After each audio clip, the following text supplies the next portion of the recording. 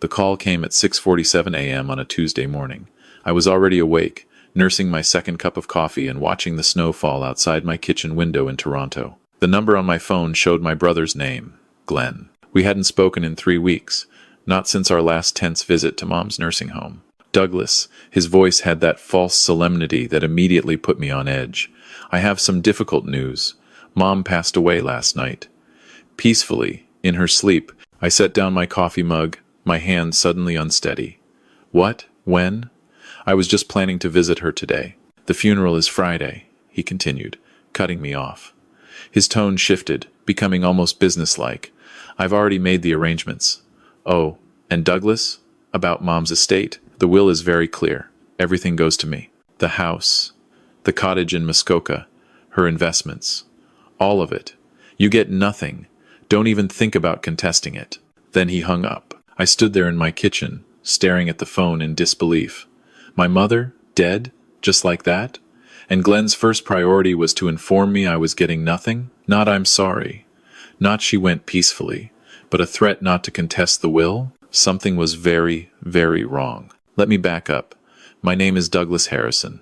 I'm 64 years old, a retired civil engineer who spent 40 years designing infrastructure across Ontario. My wife, Catherine, passed away 3 years ago from cancer. We had one daughter, Emma, who's now 28 and working as a marine biologist in Vancouver. After Catherine died, I threw myself into volunteering and staying close to Mom. She'd been my rock through the grief. My brother Glenn is 4 years younger, 58. We grew up close enough, playing hockey in the driveway of our old house in North York, but as adults, we drifted. Glenn became a real estate agent, married Patricia, had 2 kids. On the surface, everything looked fine, but I'd noticed things over the years. Glenn was always chasing the next big deal, always stretching himself thin financially. His business had some rough patches. There were whispered conversations at family dinners about investments that went south, about Patricia working double shifts as a nurse to keep them afloat. Our mother, Helen Harrison, was 85 and had been sharp as a tack her entire life. A retired school teacher, she could still recite poetry from memory and beat anyone at Scrabble. She lived independently in her home in Richmond Hill until about 9 months ago, when Glenn convinced her she needed extra help. He suggested he become her power of attorney just to manage bills and medical appointments. Mom was hesitant, but Glenn was persuasive. He was her baby boy, after all. That's when everything changed. Within weeks of Glenn getting the POA, Mom was suddenly diagnosed with severe dementia. Glenn moved her into a nursing home, Maple Grove Care Center, saying she couldn't live alone anymore. When I visited, I was shocked. My vibrant, witty mother sat in a chair, staring vacantly. She didn't recognize me. She barely spoke. When she did, it was confused, fragmented. Is this really possible? I'd asked her doctor, Dr. James Whitmore. She was fine 2 months ago. Dementia can progress very rapidly in some cases, he said smoothly. The cognitive decline in patients her age can be quite sudden, but it didn't sit right with me.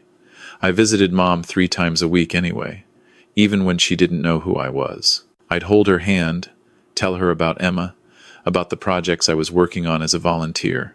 Glenn visited too, but less frequently. When he did, he always seemed rushed, always checking his watch. Now, standing in my kitchen with Glenn's words still ringing in my ears, I realized what I'd been too blind to see. This wasn't grief talking. This was greed. I called Maple Grove Care Center immediately. I'm calling about my mother, Helen Harrison, I said when someone finally answered. I just heard she passed away last night. There was a pause. I'm sorry, Mr. Harrison, but I don't have any record of that. Let me check her room. My heart started pounding. A few minutes later, the nurse came back on the line. Sir, your mother is fine. She's having breakfast right now. Is there some confusion? I sat down heavily. Can you do me a favor? Don't tell anyone I called, especially not my brother. I hung up and immediately dialed my daughter. Emma answered on the 3rd ring, sounding worried. Dad, it's barely 7 in the morning there. What's wrong? Your uncle just told me Grandma died. But she didn't. She's alive. Emma, I think Glenn is trying to steal her estate. There was silence. Then, Dad, that's elder abuse. That's fraud. What are you going to do? I don't know yet. But I need to figure this out fast. He said the funeral is Friday. That's 3 days from now. After talking to Emma, I spent the morning making calls. First, I contacted a lawyer I'd worked with before on a construction contract dispute, Robert Chen. I explained the situation. "Douglas, this is serious," Robert said. "If your brother has power of attorney and is misrepresenting your mother's condition or misappropriating her assets, we're talking about criminal charges. But you need evidence, solid evidence." Next, I hired a private investigator, Sarah Mitchell. She came to my house that afternoon, a sharp woman in her mid-40s, with gray streaking her dark hair. "How long has your brother had POA?" she asked, taking notes. 9 months, right after Mom supposedly developed dementia. "And before that, your mother was competent?" "Completely. She was volunteering at the library, playing bridge twice a week. Then suddenly, she couldn't remember her own name." Sarah nodded. "I've seen cases like this. Give me 48 hours. I'll find out what's happening with your mother's finances." That evening, I drove to Maple Grove. I didn't tell them I was coming. When I got to Mom's room, she was sitting in her usual chair by the window, staring out at the darkening sky. Her gray hair was thin now, her face more lined than I remembered. But something about her seemed different tonight. Less drugged, more present. "Mom?" I said softly, pulling up a chair beside her. She turned slowly, those familiar brown eyes meeting mine. There was something in them. Recognition? Or was I imagining it? "It's me, Douglas, your son." She blinked, her mouth working like she wanted to say something. But then a nurse came in to check her vitals, and the moment was gone. I drove home through the snow, my mind racing. What was Glenn planning? A fake funeral to convince everyone Mom was dead. Then what? Transfer all her assets while everyone thought she was gone? It was insane. It was also, I was realizing, potentially brilliant in its audacity. Sarah called me the next morning. "Douglas, you need to sit down." I sat at my kitchen table, phone pressed to my ear. "Your brother has been very busy. In the past 8 months, he's transferred approximately $280,000 from your mother's accounts into his own. He sold her cottage in Muskoka to a numbered company, which I'm still tracing, but I suspect he's behind it. He's also been drawing on her credit cards. And Douglas, the doctor who diagnosed your mother's dementia, Dr. James Whitmore, he went to university with your brother. They've been friends for 30 years. I felt sick. So, Mom's dementia could be medication-induced. If she's being overprescribed sedatives or antipsychotics, it would explain the sudden cognitive decline and the vacant behavior. That's attempted murder. That's what we need to prove. I'm getting copies of her medical records, but that takes time. In the meantime, I'd suggest you visit your mother again. Document everything. Record conversations with your brother if you can. Ontario's a one-party consent province. That afternoon, I was back at Maple Grove. I'd brought my phone, ready to record anything suspicious.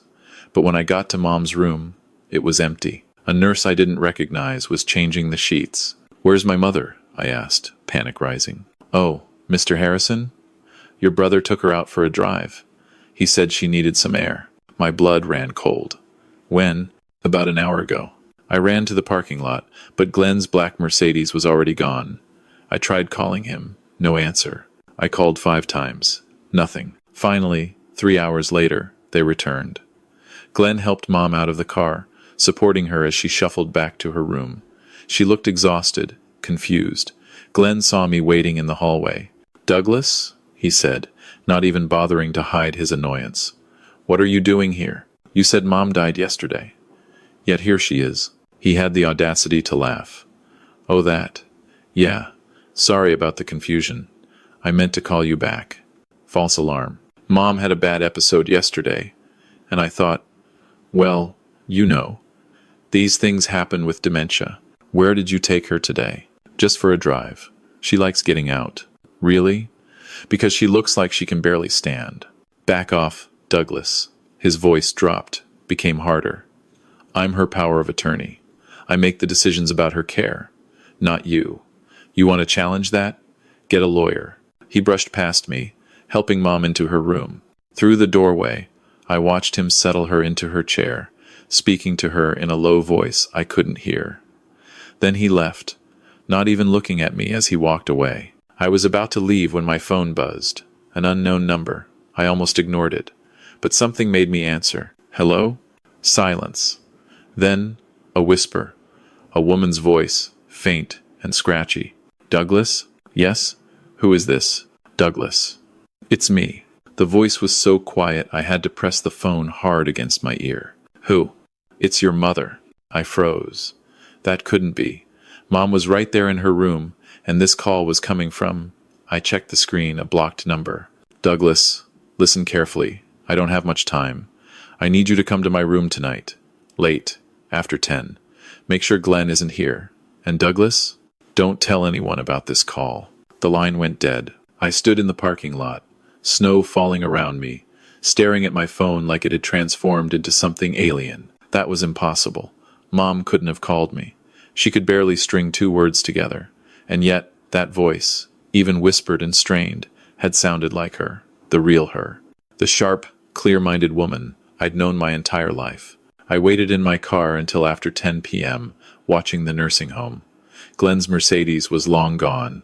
The night shift was on, just a skeleton crew. I used my key code to enter through the side door and made my way to Mom's room. She was sitting up in bed, the lights low. When I entered, she turned to look at me, and in the dim light, I saw her eyes. Clear, focused, completely lucid. Close the door, she said in a normal voice. Not the confused mumble I'd heard for months. A normal, strong voice. I shut the door, my hands shaking. Mom? What? Sit down, sweetheart. We need to talk, and we don't have much time. I sat, completely stunned. Are you okay? What's happening? My mother, who I'd thought was lost in the fog of dementia, smiled at me. Actually smiled, with that wry expression I remembered from childhood when she'd caught me and Glenn sneaking cookies before dinner. I'm fine, Douglas. I've been fine this whole time. But the dementia, the diagnosis, you couldn't even recognize me, because I was pretending. The room seemed to tilt. Pretending? She reached over and took my hand. Her grip was firm, steady.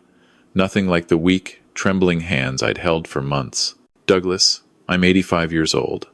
I've been thinking a lot about mortality, about what happens when I'm gone, and I realized I needed to know something. I needed to know which of my sons would actually take care of me, not for my money, not for inheritance, but because they loved me. So you, fake dementia, to test us?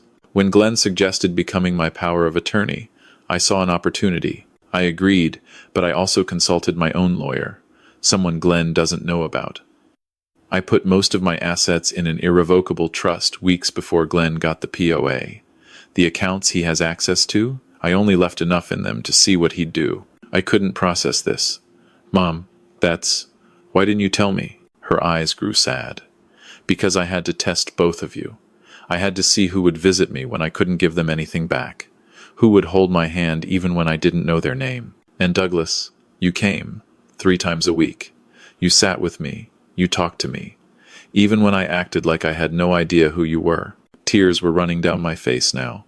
Of course I came. You're my mother. I know that now. But Glenn, she shook her head. Glenn failed Douglas. Worse than I ever imagined. I've been documenting everything. Every time he came to pressure me to sign papers. Every time he got angry when I played confused. Every time he took something from this room, thinking I wouldn't notice. I have it all recorded. The $280,000. He took it, from the accounts I left accessible. I've been letting him dig his own grave. Mom, he told me you were dead. He's planning a funeral for Friday. She nodded. I know. He told me today during our drive. He said I was going to have an accident, that I'd pass away peacefully. He wanted me to agree to sign papers first, transferring everything. But I refused, played confused. He's running out of time, and he knows it. This is insane. This is dangerous. We need to call the police right now. No, not yet. Robert Chen, your lawyer. He's been my lawyer too for the past month. We have a plan. But I need you to trust me, Douglas. Can you do that? I squeezed her hand. Always. Over the next 2 days, we set everything up. Robert brought in the police, but quietly. They agreed to let Mom's plan play out, to catch Glenn in the act with irrefutable evidence. We installed hidden cameras in Mom's room, tiny things the size of a button. We coordinated with the nursing home staff, those we could trust, and Mom continued her act, playing the confused, declining patient whenever Glenn was around. Glenn came twice more. Once to bring papers for Mom to sign, transfer documents for her house. Mom scribbled something illegible, acted like she didn't understand. Glenn's frustration was visible, barely contained. "Just sign clearly, Mom," he said through gritted teeth. "I'm trying to help you." The second time, Thursday night, he brought a syringe. I watched the video footage later, and it made me physically ill. He told Mom it was her medication, but we had it tested later. It was a massive dose of sedatives, enough to sedate a horse. Mom pretended to take it, but palmed the pills. "Tomorrow," Glenn said, smoothing her hair. "Tomorrow you'll finally be at peace, Mom. No more suffering." Friday morning came. Glenn had booked Thornhill Funeral Home. He'd sent out notices, called relatives. Cousins I hadn't seen in years called me, offering condolences. I played along, said yes. The funeral was at 2 p.m. Yes, it was very sudden. The funeral home was packed. Glenn had gone all out, flowers everywhere, a large photo of Mom from 20 years ago at the front of the room. He'd even written an obituary, full of flowery language about beloved mother, and after a long illness. I sat in the front row with Emma, who'd flown in that morning. Glenn sat across the aisle with Patricia and their kids. His face was composed, appropriately sorrowful. Patricia kept touching his arm, comforting him. His children looked genuinely sad. They'd loved their grandmother. At exactly 2 p.m., Glenn stood up to give the eulogy. He walked to the podium, adjusted the microphone, and began to speak. "We're here today to celebrate the life of Helen Margaret Harrison, born February 14th, 1939, passed away January 7th, 2025. Mom was an incredible woman, a teacher who shaped young minds for 35 years, a mother who always put her children first. And in her final months, she trusted me to care for her. She knew I would protect her interests, manage her affairs, and ensure she was comfortable." He paused, his voice catching with emotion that I now knew was completely false. "Mom always loved me best," he continued. "She told me so many times. She knew I was the responsible one, the one who would take care of everything. She wanted me to have her house, her cottage, everything she'd worked for, because she trusted me to use it wisely, to take care of the family." I stood up. Every head in the room turned. "That's interesting, Glenn," I said loudly. "Want to tell everyone where Mom really is right now?" Confusion rippled through the room. Glenn's face went white. "Douglas, sit down. This isn't the time." "Where's the body, Glenn? Where's Mom's body?" "She's being cremated. We discussed this." "Really?" "Because I called the crematorium. They don't have her." Patricia grabbed Glenn's arm. "Glenn, what is he talking about?" The doors at the back of the funeral home opened. Every person in the room turned. And there, framed in the doorway, was my mother. She walked in slowly, using a walker, but her back was straight and her eyes were sharp. Behind her, 2 police officers in uniform followed. The room erupted. People stood up, gasping. Someone screamed. Glenn's daughter burst into tears. Mom made her way down the aisle. When she reached Glenn, she stopped. "Hello, son," she said clearly. "I'm not dead, but your inheritance is." Glenn's mouth opened and closed like a fish. "Mom, you're confused. You're sick. This is a mistake." "I'm not confused, Glenn. I've been recording everything for the past 8 months. Every threat, every theft, every time you tried to get me to sign documents transferring my assets to you, every time you drugged me to keep me compliant." She turned to the assembled crowd. Many of them were crying now, some in relief, others in shock. "I'm sorry for deceiving all of you," Mom said, "but I had to know the truth.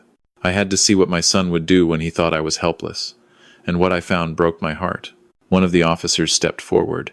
"Glenn Harrison, you're under arrest for elder abuse, theft over $5,000, fraud, and attempted probate fraud.